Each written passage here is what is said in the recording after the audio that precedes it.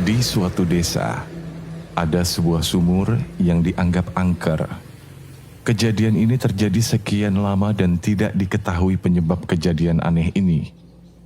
Akhirnya, penduduk desa menyimpulkan bahwa sumur itu dihuni oleh sesosok jin jahat yang suka mengganggu. Karena air merupakan kebutuhan vital penduduk, para sesepuh desa pun berkumpul. Melalui musyawarah, akhirnya diputuskan untuk menjawab teka-teki sumur angker ini, seseorang harus masuk ke dalamnya. Tidak ada seorang pun penduduk desa yang berani untuk masuk ke dalam sumur karena takut.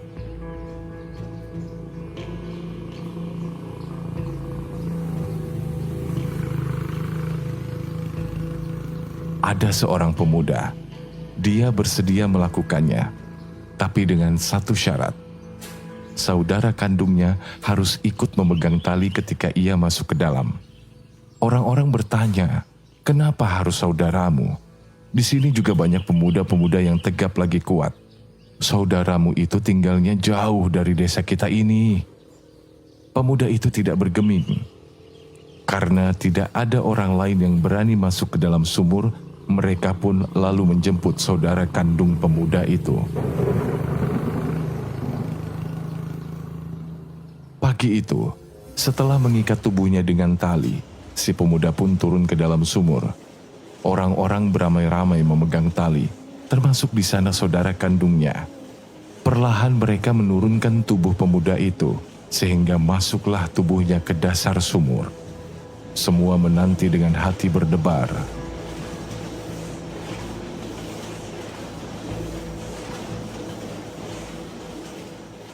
Di atas batu di dasar sumur, si pemuda menemukan seekor monyet.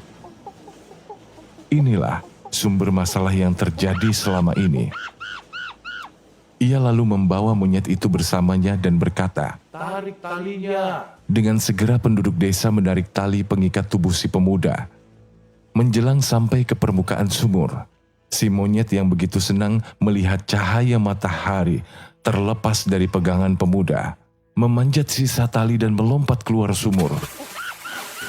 Karena kaget dengan sosok hewan ini dan rasa takut yang telah mencekram hati para penduduk desa, mereka semua berhambur berlari melepas tali. Mereka mengira jin sudah merubah pemuda malang itu menjadi sesosok monyet. Semua orang lari kecuali saudara kandung pemuda itu. Ia tetap bertahan memegang tali dan dengan susah payah menarik tali menyelamatkan adiknya seorang diri. Akhirnya fahamlah penduduk desa mengapa si pemuda begitu menginginkan kehadiran saudaranya. Tanpanya, ia pasti sudah mati terhempas sebab mereka semua berlepas diri meninggalkannya.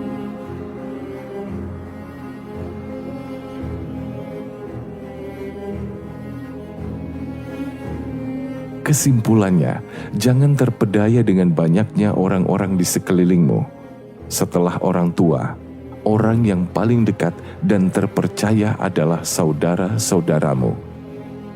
Semoga kita semua tetap saling sayang dengan saudara kandung kita hingga akhir hayat, seperti ibu dan ayah yang menyayangi kita sejak kita dilahirkan hingga mereka tiada. Maka jangan pernah putus hubungan darah saudaramu, apapun permasalahannya. Sebaik apapun teman sejawat kita, handai tolan kita, kerabat kita, atasan kita, bawahan kita. Tapi mereka sedih hanya untuk sementara waktu ketika kita berduka. Dan hanya saudara kandung kita yang sedih, menangis, dan merawat kita saat kita berkesusahan atau bahkan mengurus pusara kita saat kita telah tiada.